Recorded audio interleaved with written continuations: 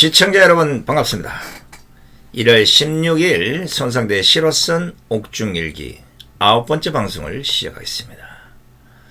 시작하니까 벌써 9번. 자, 오늘 일요일 편히 쉬시는데 그나마 이것이 휴식과 같은 그런 영양제가 될지 아니면 자정을 유발할지 모르겠습니다만은 그래도 어차피 여러분들 들어왔던 옥중일기니까 오늘도 한번 잘 들어보시기 바랍니다. 근데 지금 현재 이 방송이 이제 초여름 6월 중순을 넘어가는 시기라 이 겨울에 들어서 어떻게 했는지 모르겠지만 그래도 여러분들이 직접 체험하신다 생각하고 한번 들어보시기 바랍니다. 오늘 2017년 6월 15일의 일기를 전해드립니다. 제목은 일상2. 어제에 이어서 서울구치소의 일상을 두 번째 전해드립니다. 반복되는 같은 일상, 어제와 같은 오늘이지만 감옥의 아침은 어김없이 찾아온다. 눈 뜨고 쳐다보면 갑갑하며 일어나 걸어보면 두 걸음이면 방 끝이거늘.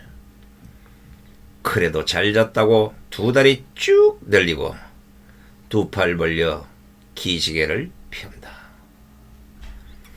이곳의 하루는 아무리 둘러봐도 변한 것이 없거늘 아침, 점심, 저녁, 반찬만큼은 쉴 새 없이 변하는구나. 콩밥이 아닌 하얀 쌀밥, 빨강, 파랑, 노랑의 맛깔나는 반찬들은 종로 피막골 뒷골목 장씨 할머니 백반집이 부럽지 않도다. 어디 그뿐이랴 영치금만 두둑하면 동네 편의점 못지않는 사식도 사 먹을 수 있으니 보리콩밥은 옛 추억이 되어버렸구나. 과일에 과자에 빵에 스낵은 물론이고 소세지, 떡갈비, 멸치볶음, 김까지 거기다가 우유, 두유, 컵라면까지 있으니 마음만 먹으면 10kg 살찌는 것은 장난도 아니다. 오늘도 아침 굶고 저녁 건너뛰는 배 나온 동료들이 미안할 정도로 나름 나는 진수성찬을 즐겼다. 아무리 진수성찬이면 무엇하리요. 내 살던 바깥집 김치 한 토막 식은 밥 반 그릇이 더 그리운걸. 누군가 외쳤다. 자유가 아니면 죽음을 달라고. 그런데 자유 때문에 죽기에는 나는 문씨에게 갚아야 할 숙제가 남아있다. 어느덧 6월도 절반이 가고 있구나. 자, 6월 15일인데 날씨가 이제 상당히 이제 더워지고 있다는 걸 이제 조금 느낄 수 있는 그때 같습니다. 자, 여러분들이 아마 감옥 가면 콩밥 이런 생각을 할 텐데 우리 5, 60년대, 70년대 감옥에서 줬던 그 새까만 보리밥에 섞여있는 콩밥하고는 차원이 다릅니다. 요즘은 하얀 쌀보다는 콩이 비싸서 콩밥을 줄 수도 없습니다. 하얀 쌀밥, 보리쌀조차도 안 들어있습니다. 어쩌다 까망 스리트 콩 몇 개씩 들어있는 이런 것들은 오히려 그 안에서는 특식이 될 수 있어요. 그런데 여러분 아시다시피 이제 감옥이나 구치소에도 반찬은 매 끼마다 다릅니다. 그래서 제가 종로 피막골 뒷골목 장씨 할머니 백반집이 부럽지 않다고 했는데 실제 아마 시중에 백반집하고 거의 버금갈 정도입니다. 그리고 여기에 영치금만 두둑하면 동네 편의점 못지않은 사 먹을 수 있다고 했는데 이제 영치금이 있는 사람도 있고 없는 사람이 있고 영치금 많은 사람도 있고 해서 서로 베풀고 뭐 없는 사람 도와주고 이렇게 이제 사식을 구해서 먹고 또 면회 오신 분들이 거기 면회실에서 사식을 사서 넣어주는 이런 경우가 있습니다. 여러분 아시다시피 뭐 과자, 빵, 스낵, 소세지, 떡갈비, 멸치볶음, 김에 뭐 심지어는 제가 1편이고 2편 보면 이 커피도 있고 뭐 다 있어요. 그냥 아무 생각 없이 계속 먹다 보면 아마 감옥에서도 살이 뻐덕뻐덕 질 수가 있습니다. 근데 이제 보통 거기 들어가면 건강 뭐 과목이니 뭐니 해서 뭐 식단도 조절하고 운동도 하고 그 안에서 이제 피폐해진 이런 건강들을 돌보기 위해서 많이 노력하는 편입니다. 가면 뭐 그런 것도 다 신속히 전해져 내려와 있어요. 그냥 따라하면 되는 겁니다. 근데 그 안에서 아무리 좋은 음식, 아무리 좋은 쌀밥이라도 밖에서 그냥 김치 반토막에 식은 밥 반 그릇 먹는 것이 더 행복할 정도, 그렇게 생각하시면 됩니다. 그리고 제가 여기 뭐 자유 때문에 죽기 전에 문식에 갚아야 숙제가 남았다 했는데, 그 당시 제가 태극기 집회 4일보다 억울하게 감옥에 와서 내가 여기서 절대 죽을 수 없다.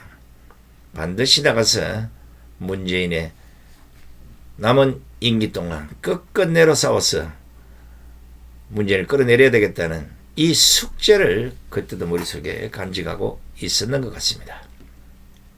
근데 아직도 못 끌어내리고 있어요. 그러나 하나님이 계시길래 한번 기다려 봅시다.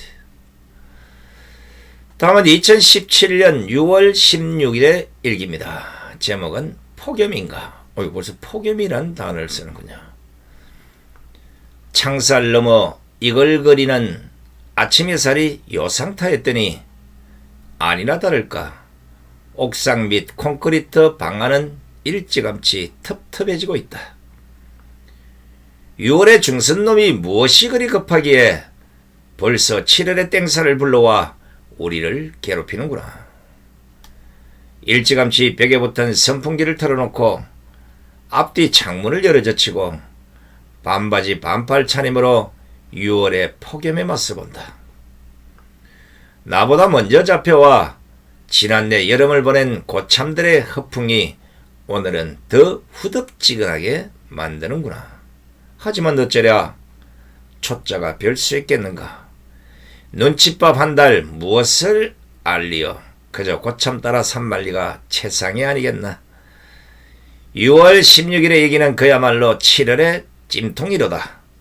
선풍기에선 후덥지근한 바람이 쏟아져 나오고 덩을 기댄 담벼락은 덩줄기를 빠져나온 끈적끈적한 육수가 찍찍 붙어대고 그나마 창틀을 넘나들던 한 줄기 바람들도 모두 숨을 멈춰버렸다. 아, 어찌하면 좋을까. 난 겨울보다 여름을 무지무지 싫어하는데. 제가 이래 보기에는 이래도 겨울은 어지간하면 견디는데 여름은 아주 싫어합니다. 땀이 많아서 여름에 되면 누구보다도 많은 육수를 쏟아냅니다. 근데 이게 지금 현재 6월 중순인데 벌써 그래 더운 걸 보고 사실 여름이 많이 걱정이 돼. 뭐 겪어보지 않았어. 근데 먼저 온 사람들이 여름에는 아마 더위 타는 사람들은 반 초죽음이 될 거다 이랬는데 나중에 이제 7, 8월에 일기를 보면 아마 그런 것들이 많이 녹아 있을 텐데 진짜 이름 환장하겠더라고요. 벽에 이제 벽걸이 선풍기라고 조그만하게 하나 달려 있는데 그것이 아무리 돌아봐야 워낙 안이 후덥지근하니까 그게 따뜻한 바람이 나와요. 그런데 묘한 게 그걸 끄면 더 더워. 그리고 그 서울구치소라는 그 감옥은 흔히 말로 한복그룹의 정태수 회장이 지었다고 합니다. 지을 때 좀 잘 짓지. 그렇게 지어놓고 정작 본인도 거기에서 감옥 생활을 했어요.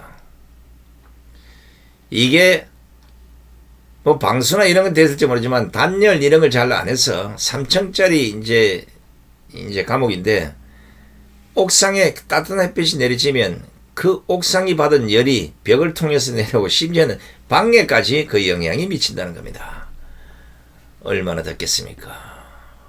방 안에 가만 앉아 있어도 쏟아지는 땀 때문에 교도관의 눈을 피해서 갑자기 화장실에 가서 물을 왕창 뒤집어 쓰고 나와서 또 앉아있고 걸리면 안 되거든요. 그래도 어떡하겠습니까? 긴긴 여름에는 7, 8번씩 물을 뒤집어 쓰고 잠자기 전까지 그런 일을 우리는 반복했던 기억이 납니다. 자, 오늘 전해드릴 얘기는 여기까지고요. 함께해 주신 시청자 여러분 대단히 고맙습니다. 안녕히 계십시오.